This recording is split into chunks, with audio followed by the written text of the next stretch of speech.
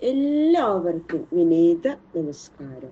ശ്രീമദ് ഭാഗവതം ദശമസ്കന്ധം അധ്യായം 70 ശ്ലോകം 12 മുതൽ 20 വരെയുള്ള 9 ശ്ലോകങ്ങൾ ഇന്ന് നമുക്ക് നോക്കാം. ഭഗവാന്റെ ആ ദിനചര്യ ആരംഭിക്കുന്നത് മുതലുള്ള എല്ലാ കാര്യങ്ങളും വിസ്തരിച്ച് പറയാണ്. കൃഷ്ണായ വാസുദേവായ ഹരയേ പരമാത്മനെ പ്രണതക്ലേശനാശായ ഗോവിന്ദായ നമോ നമഃ. ഓം നമോ ഭഗവതേ വാസുദേവായ. ശ്ലോകം 12. അവേക്ഷ്യാജ്യം ദധാദർശം ഗോവൃഷദ്വിജദേവതാഃ കാമാംശ്ച സർവവർണ്ണാനാം പൗരാന്തപുരചാരിണം പ്രദാപ്യ പ്രകൃതി കാമേ പ്രദോഷ്യ പ്രത്യനന്ദത. എല്ലാ കർമ്മങ്ങളും കഴിഞ്ഞതിന് ശേഷം ശ്രേഷ്ഠ പദാർത്ഥങ്ങൾ നോക്കണം. സ്മൃതിയിൽ പറഞ്ഞിട്ടുണ്ട്. എല്ലാം ശ്രേഷ്ഠ പദാർത്ഥങ്ങളൊക്കെ കണി കാണുക പറഞ്ഞില്ലേ, നമ്മള് വിഷുവിന് കണി കാണുന്ന മാതിരി. അതനുസരിച്ച് നെയ്യ്, കണ്ണാടി, പശു, കാള, ബ്രാഹ്മണൻ, താൻ ഉപാസിക്കുന്ന ദേവതാമൂർത്തി ഇവയെ എല്ലാം ആലോകനം ചെയ്തു.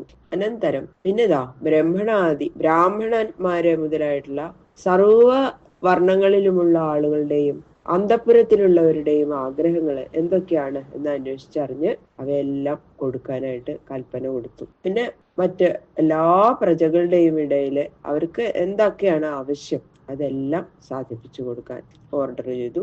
എല്ലാവർക്കും വേണ്ടതൊക്കെ സാധിപ്പിച്ചു എന്ന് കണ്ടപ്പോ വളരെ സന്തോഷമായിട്ട് ഇരിക്കുകയാണ് ഭഗവാൻ. സംവിഭജ്യാഗ്രതോ വിപ്രാൻ സ്രക്താംബൂലാനുലേപനേ സുഹൃദ പ്രകൃതിർധാരാൻ ഉപായുക്ത തതസ്വയം. ആദ്യം ബ്രാഹ്മണർക്കും, പിന്നെ സുഹൃത്തുക്കൾക്കും, പിന്നെ പ്രജകൾക്കും, പിന്നെ ഭാര്യമാർക്കും മാല, താമ്പൂലം, ചന്ദനം മുതലായവ മംഗളപദാർത്ഥങ്ങള് എല്ലാം വിഭജിച്ചു കൊടുത്തു. അതിനുശേഷം അവസാനം ഭഗവാനും സ്വീകരിച്ചു. എല്ലാവരെയും തൃപ്തിപ്പെടുത്തിയതിനു ശേഷം മാത്രമേ ഗൃഹസ്ഥൻ സ്വീകരിക്കാവൂ എന്നുള്ള തത്വം ഇങ്ങനെ ലോകത്തെ ധരിപ്പിച്ചു.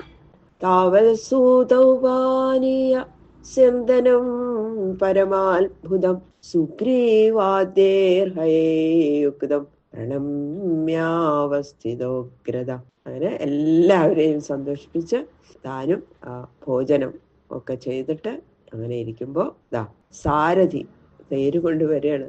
ശൈബ്യം, സുഗ്രീവം, മേഘപുഷ്പകം, വലാഹകം എന്നീ പേരുകളിലുള്ള 4 കുതിരകളെ പൂട്ടിയ ആ ഭഗവാന്റെ പരമ അത്ഭുതമായിട്ടുള്ള തേര് തയ്യാറാക്കി ആ ഭഗവാന്റെ സന്നിധിയിൽ വന്ന് അങ്ങനെ നമസ്കരിച്ചു നിന്നു സാരഥി. ഗൃഹീത്വാ പാണിനാ പാണി സാരഥേ സ്തമധാരുഹൽ സാത്വിക്യുദ്ധവ സംയുക്ത പൂർവാദ്രിമിവ ഭാസ്കരം. അങ്ങനെ അഞ്ജലിബന്ധം ചെയ്ത് മുമ്പിൽ നിൽക്കുന്ന ആ സാരഥിയുടെ പേരിലുള്ള അതിവാത്സല്യം സൂചിപ്പിക്കാനായിട്ട് തന്റെ കൈകൊണ്ട് ആ സാരഥിയുടെ 2 കൈകളിലാണ് പിടിച്ച് സമീപത്താണ് ചേർത്ത് നിർത്തിയിട്ട് അങ്ങനെ സാത്വികയോടും ഉദ്ധവനോടും കൂടി ചേർന്ന് സൂര്യനെ പോലെ പ്രകാശ സ്വരൂപനായിട്ടുള്ള ഭഗവാൻ ഉദയപർവ്വതം പോലെ അത്യുന്നതമായ തേരില് കയറിയിരുന്നു. ഈക്ഷിതോ അന്തഃപുര സ്ത്രീണാം സവ്രീഡ പ്രേമ വീക്ഷിതൈ കൃച്ഛ്രാൽ വിസൃഷ്ടോ നിരകാൽ ജാതഹാസോ പരന്മന. തേരിൽ കയറിയിരുന്നപ്പോ ഭഗവാൻ പോണത് കാണാനായിട്ട് അന്തഃപുര സ്ത്രീകളെല്ലാവരും നിരന്നിങ്ങനെ നിൽക്കുന്നുണ്ട് അവിടെ. ലജ്ജയോടും അതിപ്രേമത്തോടും കൂടി അവര് കടക്കണ്ണുകൾ കൊണ്ട് ഇങ്ങനെ നോക്കുന്ന ആ രസം അതിങ്ങനെ ആസ്വദിച്ചുകൊണ്ട് കുറെ നേരം അവിടെ നിന്നു ഭഗവാൻ എന്നാ പറയണത്. അപ്പോ അവര് തന്നെ ആ നേത്രാന്ത സംജ്ഞകളാൽ അവര് കണ്ണുകൊണ്ട് തന്നെ അവര് ഇത് കാണിച്ചു. പൊക്കോളൂ, ഇനി എത്ര നിന്നാലും മതിയാവില്ല ഭഗവാൻ അവിടെ നിന്ന. ഭഗവാനെ കണ്ടിട്ട് അവർക്ക് മതിയാവൂ. അപ്പൊ ഒരു ഇത് കാണിച്ചു, പൊക്കോളൂ എന്നുള്ള ഒരു അനുജ്ഞ കൊടുത്തപ്പോ വേഗം അവിടുന്ന് ഇറങ്ങി തേര് വിട്ടു എന്നാ പറയണത്. അത് കണ്ടപ്പോ അവരുടെ പേരിലുള്ള ആ സ്നേഹത്തെ വെളിപ്പെടുത്തുന്ന പുഞ്ചിരി പുതുമലൊരു തൂക്കി അവരുടെ മനസ്സിനെ അപഹരിച്ചുകൊണ്ട് തേര് നടത്തി മെല്ലെ ഗമിച്ചു. സുധർമാഖ്യാം സഭാം സർവൈ വൃഷ്ണിഭിഃ പരിവാരിത പ്രാവിശല്യന്നിവിഷ്ടാനാം നസന്ധ്യംഗ ഷഡൂർമയ. ഇങ്ങനെ എല്ലാ ഗൃഹങ്ങളിൽ നിന്നും പ്രത്യേകം പ്രത്യേകം പുറപ്പെട്ടു എങ്കിലും ഓരോ ഗൃഹത്തിലും ഉണ്ടല്ലോ ശ്രീ ഭഗവാൻ. അവിടുന്ന് ഓരോ സ്ഥലത്തുനിന്നും ഗൃഹത്തിൽ നിന്ന് ഇറങ്ങി വന്നു. എന്നിട്ട് അവസാനം ഒരു ഒറ്റ കൃഷ്ണനായിട്ട് മാറി ഭഗവാൻ. എന്ന് ആലോചിച്ചു, എന്തായാലും അത്ഭുതം. അത്ഭുതം ബാലകം. ഞാൻ ജനിച്ചപ്പോ തന്നെ പറഞ്ഞിട്ടുണ്ട് അത്ഭുത പാലകനാണെന്ന്. അപ്പൊ അങ്ങനെ അതാത് ഗൃഹങ്ങളിൽ നിന്ന് പുറപ്പെടുമ്പോ കൂടെ ഉണ്ടായിരുന്ന എല്ലാ വൃഷ്ണികളും ഒരുമിച്ചുണ്ട്. അവരോടുകൂടി ആ സുധർമ്മ എന്നു പേരായ ഭഗവാന്റെ ആ മഹാസഭയിൽ അങ്ങോട്ട് പ്രവേശിച്ചു. ആ സഭയിൽ ചെന്നിരുന്നാൽ സാധാരണ ജനങ്ങൾക്കുണ്ടാകുന്ന വിശപ്പ്, ദാഹം, മനസ്സിന്റെ ധർമ്മങ്ങളായിട്ടുള്ള ശോകം, മോഹം, ശരീരധർമ്മങ്ങളായ ജര, മരണം, ഇങ്ങനെയുള്ള 6 ധർമ്മങ്ങളും ആ സഭാവാസികളെ ബാധിക്കില്ല. അതാണ് സുധർമ്മയുടെ പ്രത്യേകത. ഈ 6നാണ് ഷഡൂർമികൾ എന്ന് പേര്. ഊർമികൾ എന്ന് പറഞ്ഞാൽ തിരമാലകൾ. അപ്പൊ ആ തിരമാലകൾ ഇങ്ങനെ ഒന്നിനോട് മറ്റൊന്ന് തുടർച്ചയായിട്ടല്ലേ ഉണ്ടാവുക. അപ്പൊ പ്രാണന്റെ ധർമ്മങ്ങളായിട്ടുള്ള വിശപ്പ്, അത് പിന്നെ മനസ്സിന്റെ ശോകം, മോഹം, ശരീരത്തിന്റെ ധർമ്മങ്ങൾ, ജര, ഇതൊന്നും അങ്ങനെ തുടർച്ചയായിട്ടുണ്ടാവുന്ന ഒന്നും സുധർമ്മേന് ചെല്ലുമ്പോ ഇതൊന്നും അവിടെ ഇരിക്കുന്ന ജനങ്ങളെ ബാധിക്കില്ല. തത്രോപവൃഷ്ട പരമാസനേ വിഭു ബഭൗ സ്വഭാസാഗുഭോവഭാസയൻ വൃത്തോ നൃസിംഹൈര്യദുഭിർയദൂത്തമോ യഥോടുരാജോ ദിവി താരകാഗണൈ. ആ സഭയിലെ അഗ്രാസനത്തിൽ ഭഗവാൻ അങ്ങോട്ട് ചെന്നിരുന്നപ്പോ ആ ദിവ്യ വിഗ്രഹത്തിൽ നിന്ന് പുറപ്പെടുന്ന മനോഹര കാന്തിയാൽ 4 ദിക്കും പ്രകാശിച്ചു. പുരുഷശ്രേഷ്ഠന്മാരായ യദുക്കള് ചുറ്റും ഇരിക്കണു. ഭഗവാൻ അവരുടെ എല്ലാം നടുവില് ഇരിക്കണത് അങ്ങനെ കാണുന്നവരുടെ മനസ്സില് നക്ഷത്രഗണങ്ങളാൽ ചുറ്റപ്പെട്ടിരിക്കുന്ന ചന്ദ്രന്റെ ഓർമ്മ വരാണ്ടിരിക്കില്ല എന്ന് പറഞ്ഞ അതുപോലെയാണ് ഭഗവാന്റെ അവിടുത്തെ.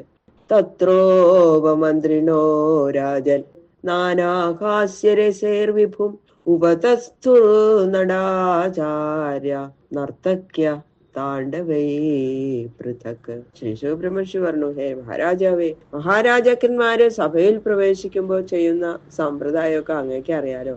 അതിനനുസരിച്ച് ആ സഭയില് ഹാജരായിട്ടുള്ള പരിഹാസകുശലന്മാരായ വിദൂഷകൻ മുതലായവര് ഹാസ്യരസപ്രധാനങ്ങളായ അവരുടെ നേരം പോക്കുകൾ കൊണ്ടും നാട്യവിദ്യ അഭ്യസിക്കുന്ന ആചാര്യന്മാര് അവരുടെ ശിഷ്യവർഗങ്ങളോടുകൂടി വന്ന് താണ്ഡവം ചെയ്യിച്ചും നൃത്തം ചെയ്യാൻ നന്നായി അഭ്യസിച്ചിരിക്കുന്ന നർത്തകികള് അവരുടെ ശൃംഗാരാദി രസപ്രധാനങ്ങളായ നൃത്തങ്ങൾ കൊണ്ടും ഭഗവാനെ സേവിച്ച് സന്തോഷിപ്പിച്ചു.